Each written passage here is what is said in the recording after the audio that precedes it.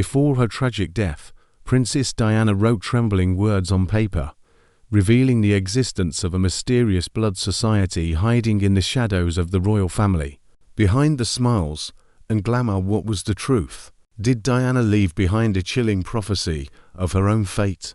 Join Tales Mythology as we uncover dark secrets, eerie symbols, and ghostly powers hidden within the royal legacy. This video will take you from Diana's light to the midnight shadows of blood-soaked legends, a journey you won't be able to turn away from. If you love mysterious stories, mythology, and hidden truths of history, don't forget to subscribe to Tales Mythology and never miss another dive into the shadows of power. Hit like, leave a comment with your thoughts, and subscribe to Tales Mythology to explore more chilling legends and untold royal mysteries. Have you ever held a piece of paper that seemed to breathe with fear? Not a contract, not a speech, not even a love letter, but a handwritten testament where every stroke of the pen pressed as though the writer's very life depended on it. Imagine this: 2 sheets of fine Kensington Palace stationery, the crest faint but unmistakable, the ink indented so deeply that even the backside bore the scars. Now imagine reading those pages and realizing they contained not just anxiety, not just a woman's personal grief, but a prophecy of her own death. A prophecy so clear that years later, when the world mourned her, the words echoed with dreadful precision.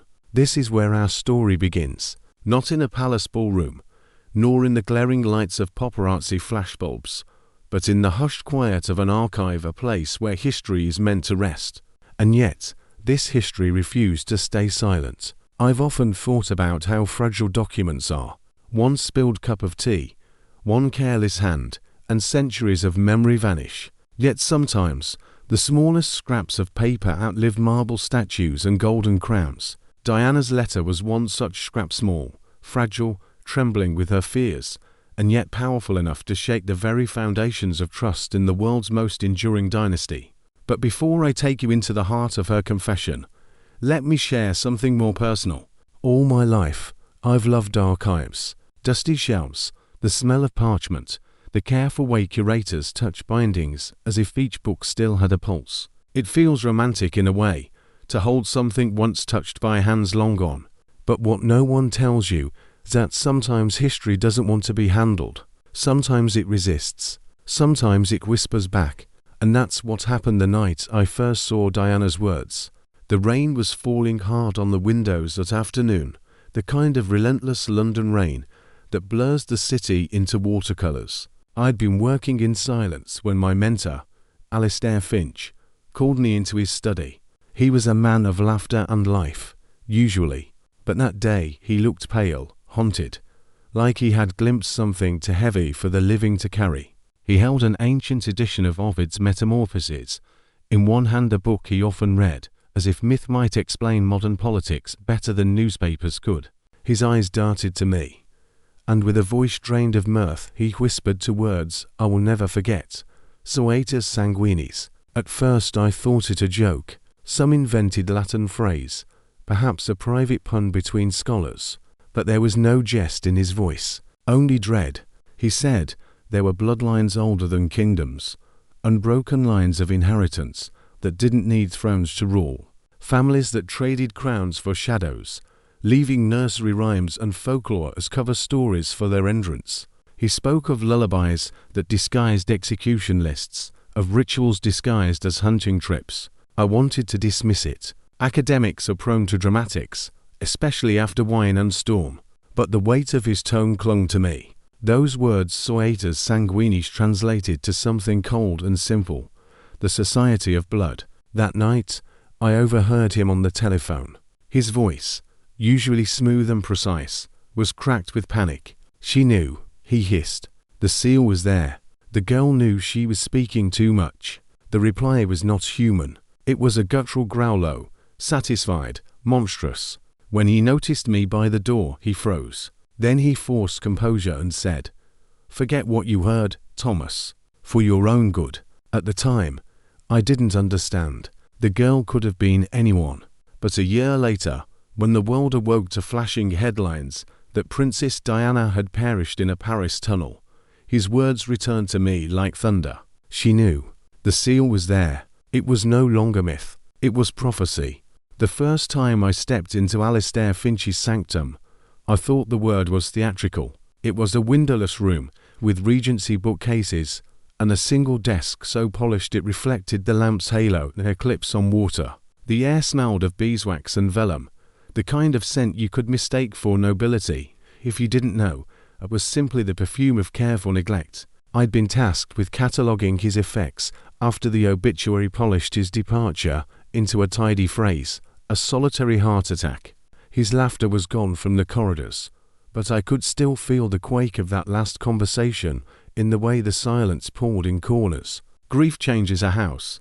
It lowers the ceiling, lengthens the shadows, tilts the floors so memories slide to the darkest places. I started with the obvious, the book spines rubbed smooth by years of touch, the marginalia where Alistair's tiny script mapped his mind like tributaries.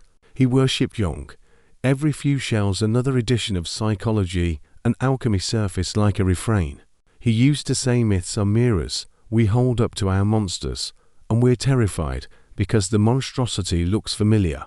The desk resisted me, its drawers open to cartridges of fountain pen ink, envelopes, paper knives, knitting that felt like a confession.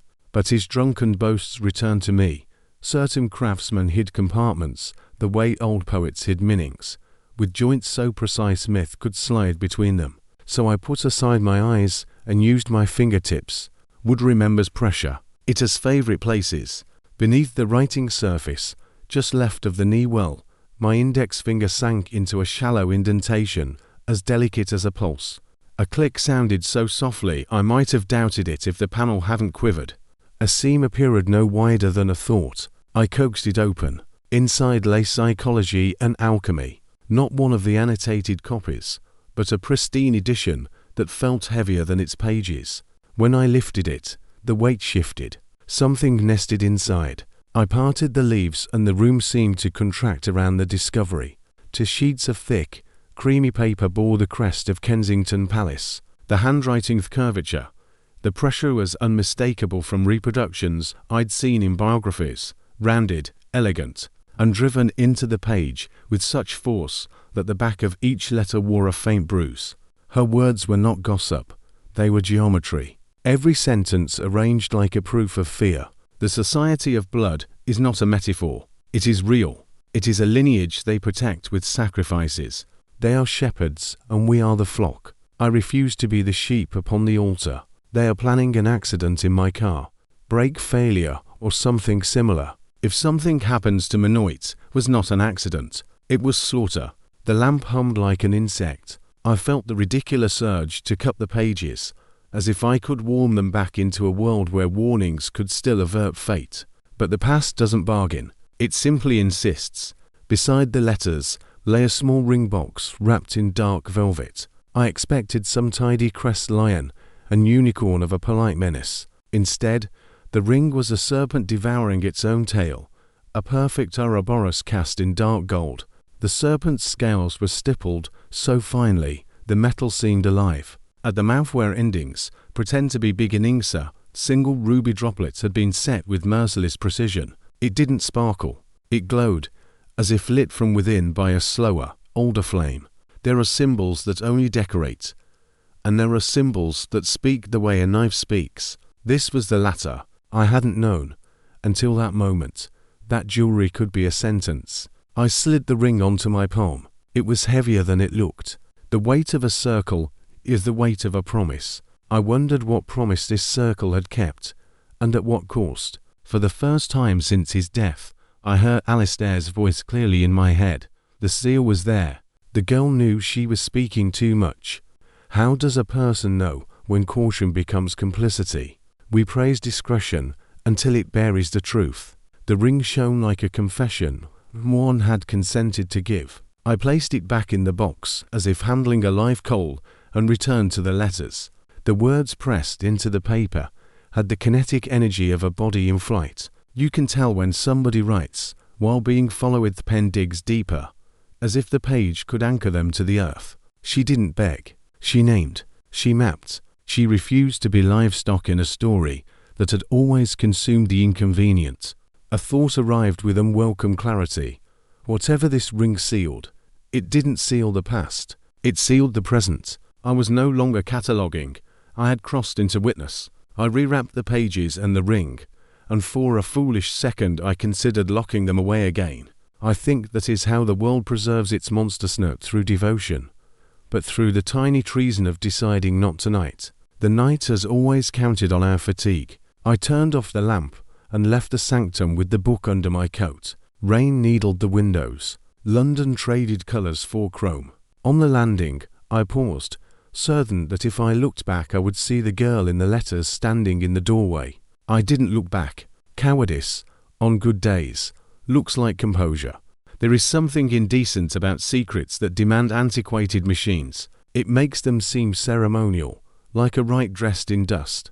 The microphone reader I found in a Soho backroom was jaundiced with age, splotched with nicotine, and the ghosts of wrong decisions. The shop owner didn't ask why I needed it.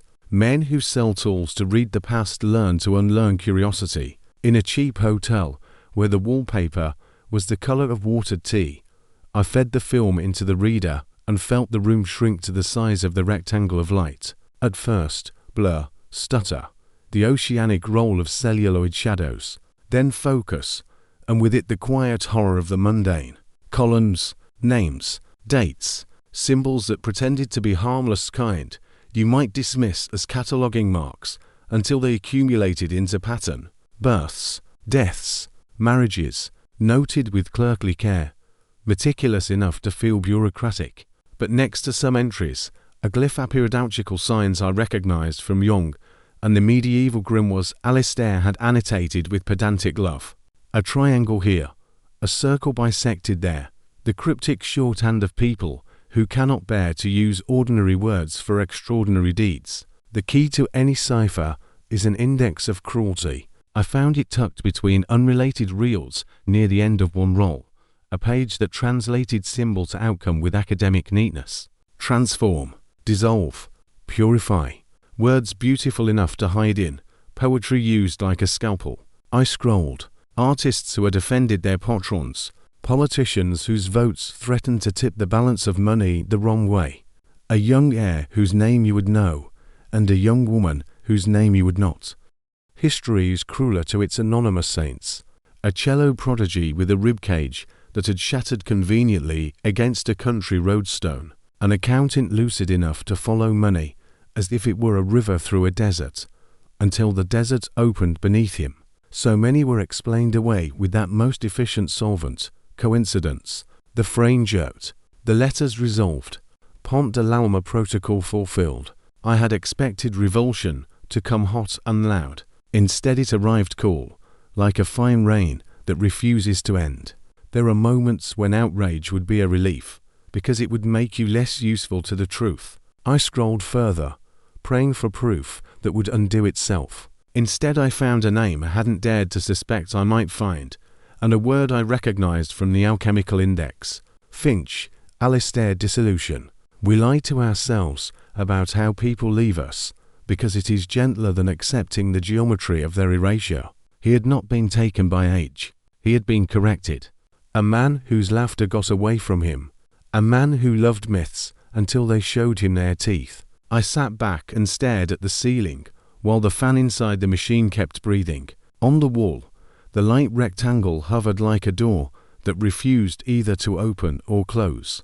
When I reached the last frames, I was numb enough to think I'd acquired entrance.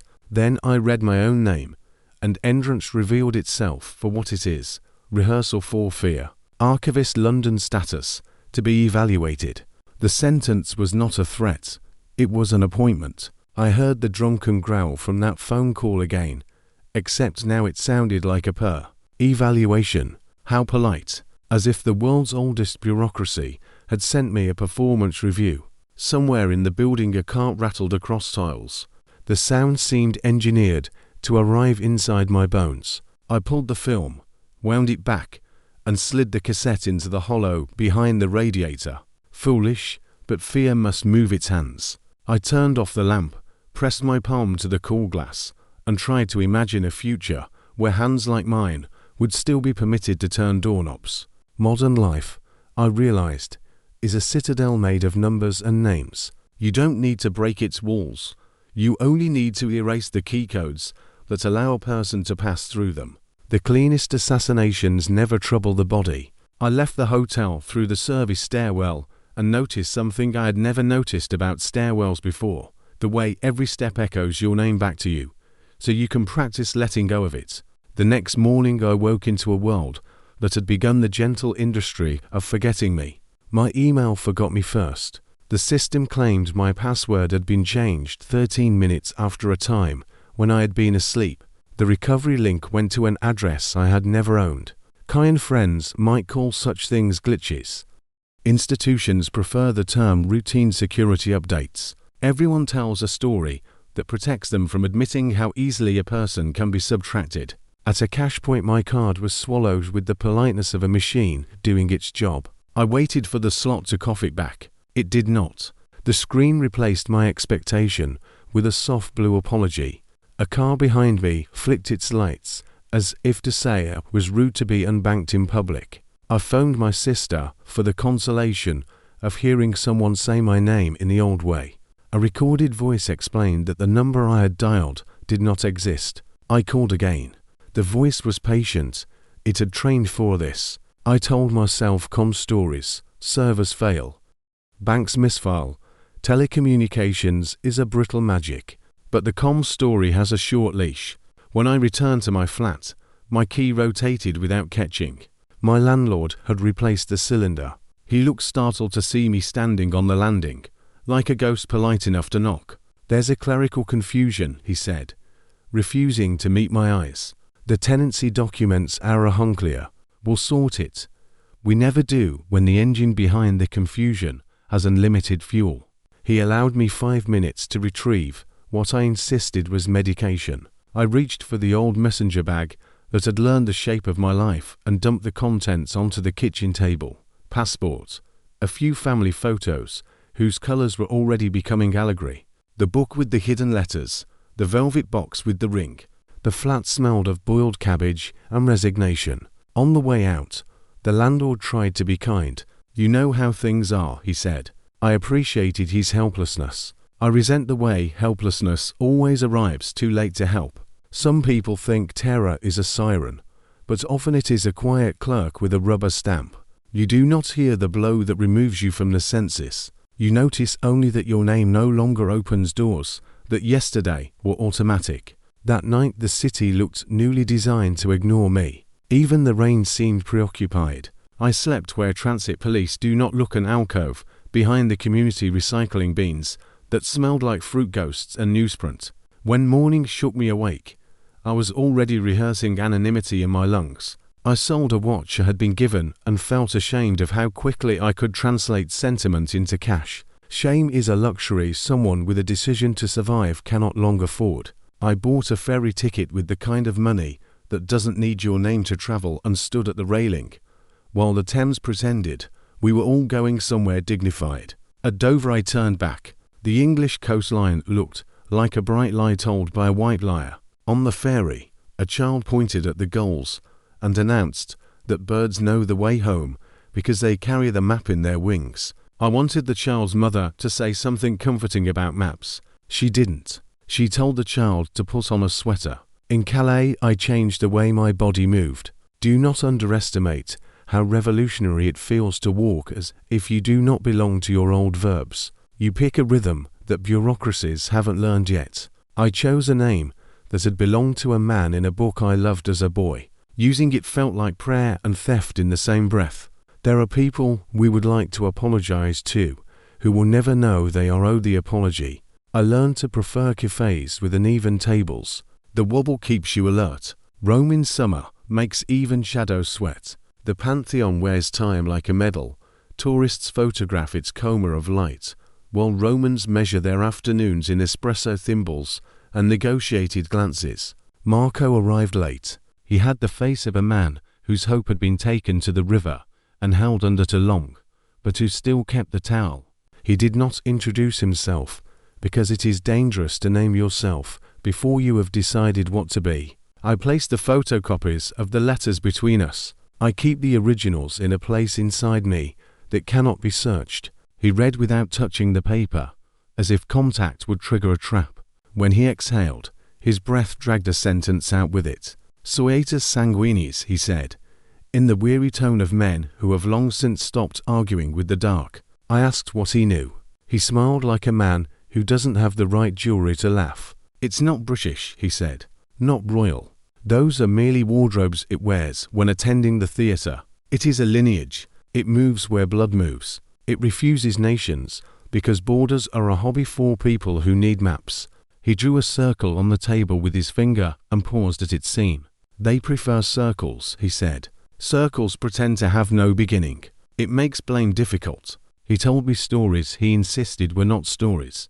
Rome's senatorial families marrying their enemies until the blood forgot what it had been fighting. Cleopatra's descendants slipping into Roman lines the way ink slips into water. Medieval dynasties calculating power not by territory but by womb. Merchants of Venice laundering influence into respectability until respectability paid them interest. The Germanic tribes who misread purity as strategy and wrote disaster in an alphabet you still hear in stadiums. People confuse them with fraternities, he said. Amateur circles for men who like aprons. Theatre. He glanced at the photocopies again. Yours is not theatre. He was a journalist once. He learned his craft on cigarettes and public records.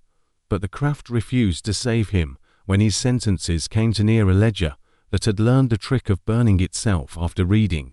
He had written about a Vatican audit once, a footnote that annoyed the wrong mathematician. His editor developed a soft spot for euphemisms. Restructuring, budgetary correction. Marco learned to love doors with back exits. They don't always need bullets, he said. They prefer the elegance of gravity. A balcony opens, and a man believes the night air is fresh. He leans. Rome has very persuasive air. He mentioned places as if he were pointing out constellations of Zurich, Washington, names that sound important in a magazine and trivial in a cemetery. About NASA he laughed softly, not because the idea was funny, but because it was the kind of laughter that keeps a man's jaw from locking. Do you know how many of the first astronauts were Masons? He asked. When you believe heaven is a library, you send librarians. I told him about the ring. He didn't touch the photocopied sketch. They send signals the way diplomats send flowers, he said.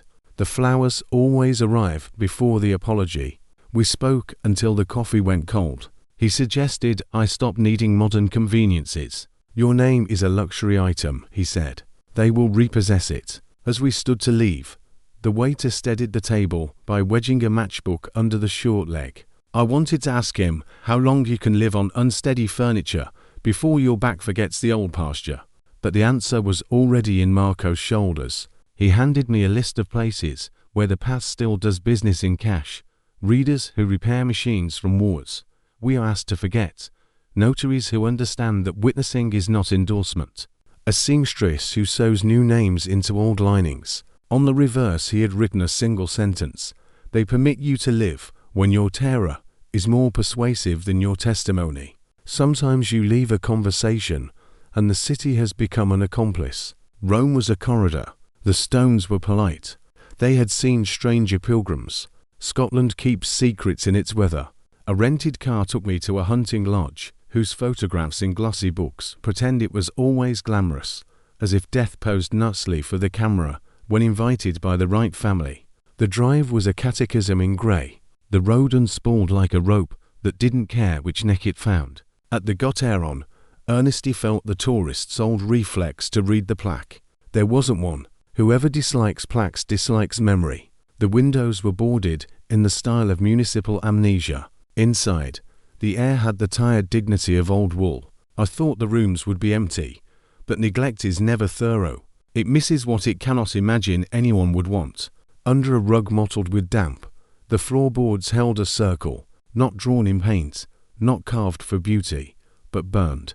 The kind of dark that still smells of intent. Symbols ringed the damage some I recognized from the film. Others too antique to have survived except as habits. At the center the wood was scarred in a way that suggested a heat that didn't do its arithmetic properly hurt enough to mark, but not enough to burn through. Ritual likes precision. The floor retains the bruise. I stood at the edge of the circle, because even skeptics have footnotes that say perhaps not. Diana's letter had mentioned Scotland. It is indecent, the way geography provides alibis for brutality in the right accent. I took photographs the way a man takes confession. Quickly, guiltily, aware that absolution would not be forthcoming. In the doorway, I saw the ghost I had refused earlier on the London landing. Not the girl from the letters, but the woman she was when she decided to write them. It is unkind to make a ghost do our work for us. She did not move. In Paris, the villa smelled of respectability renovated. Mohammed's restoration had been elegant in the way money is always elegant when it is new. Yet craftsmen leave traces when they work around the old. Behind a panel where a safe had once sat, the wall bore scars from red wax seals long since lifted. The ghosts of documents tend to be punctual. The Duke who had once slept there had liked uniforms, and the men who insisted everyone else should wear the wrong ones. History pretends to be tolerant as long as you pronounce your sympathies with the right vowels. The villa like the lodge felt less like a home than a filing cabinet for appetites. A restorer told Mifta I pretended to be writing a piece for a magazine that exists only on the tongues of Le Sabout a day, when the crew found a ring pressed into a joist. As if someone had wanted to hide a signal in the bones of the house. We placed it back, he said, shrugging the way workers shrug when paid to respect the silence of patrons. Some jewelry is not for wearing. I considered asking him what it looked like. I did not. There are answers that change a room's temperature. Vienna keeps time in display cases. An antique shop near the Ringstrage sold clocks that addressed the wrists of men who made decisions. On a shelf crowded with pocket watches that had measured downfalls, a ring sat among the polite metal like a joke between colleagues. Ouroboros, ruby tear, a duplicate precise enough to sue for plagiarism. It's not for sale, the owner said before I had finished asking. A client left it on consignment as a message to another client. We are merely the envelope. Do you know the recipient? I asked. He polished a clock face that wore its numbers like medals and smiled kindly in the way men smile when they choose a side against you without hatred. Sometimes it is safer to be illiterate, he said. On the street, the ring's afterimage shone in my vision like a coin flipped by a hand that never gets tired. I realized, with a weariness I had not yet admitted, that I had mistaken the chase.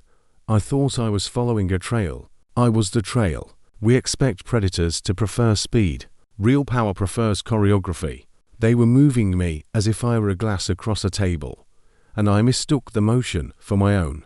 Lisbon forgives. Its hills are architectural apologies. I rented a room with a window that watched the Tagus pretend to be a river and not a way out. I translated user manuals for machines I didn't own and learned the music of ordinary loneliness, the kettle's temper, the neighbor's radio, the particular click the hallway light made when it told the dark to be polite. Rituals form around survival. Cash under the third floorboard. A new route to the market every day so habit could not become a map. Never sit with your back to glass. Always leave one book open, as if you had just stepped out for more tea. Make the world think you intend to return, so it will postpone arranging your absence.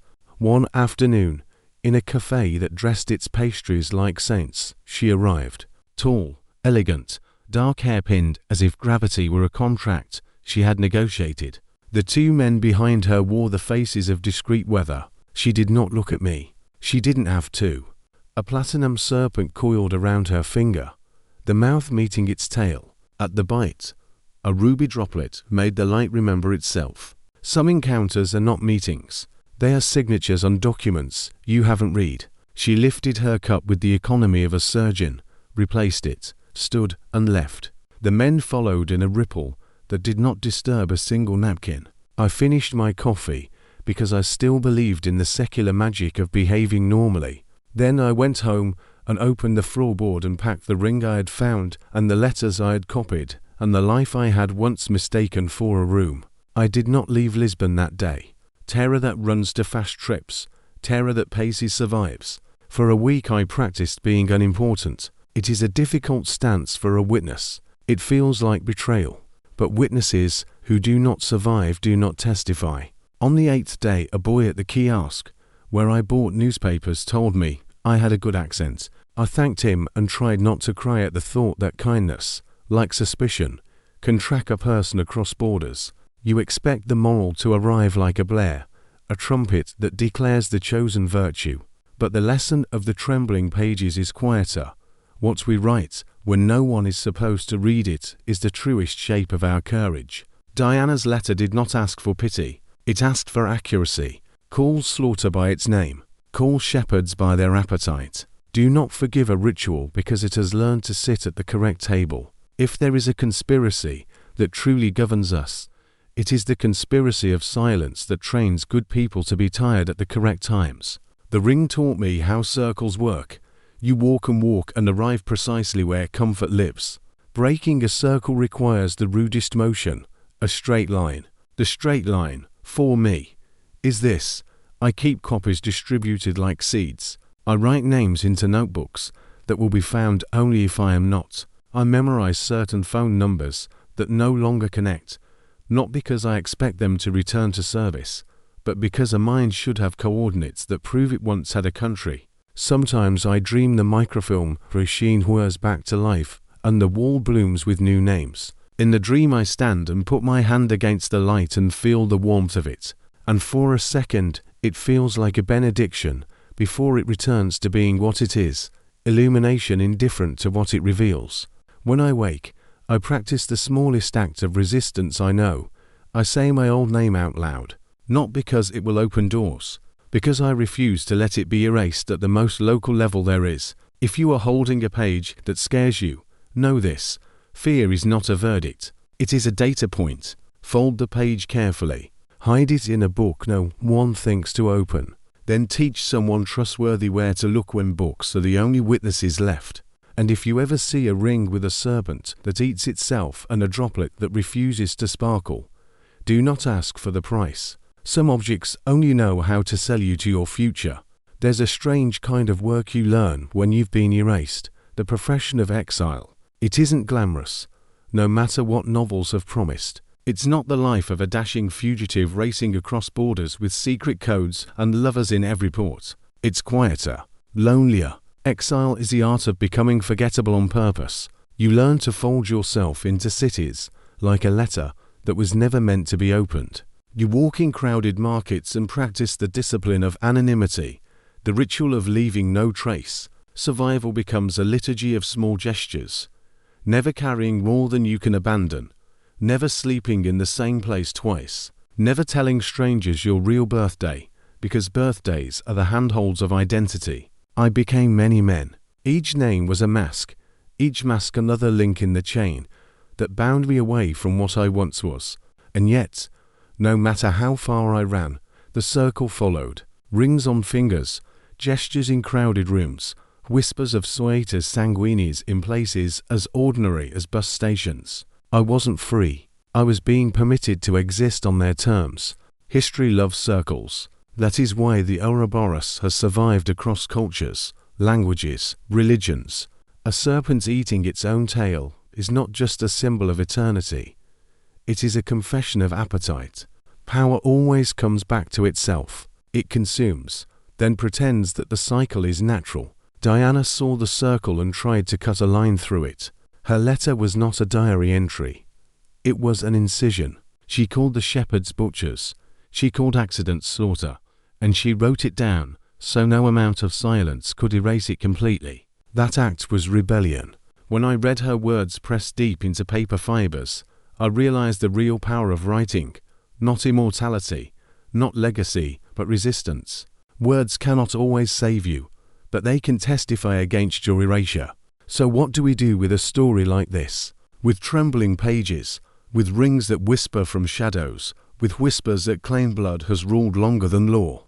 We remember. We resist silence. We teach ourselves and each other to look at symbols differently, not as ornaments, but as language. And above all, we guard against the fatigue that tyrants count on. The society of blood, whether myth or machinery, whether allegory or lineage, thrives on our willingness to look away. Diana refused to look away. She looked straight into the ritual and said, "It will be slaughter." That is why she was dangerous, and that is why she is remembered. For us, the takeaway is simple but profound.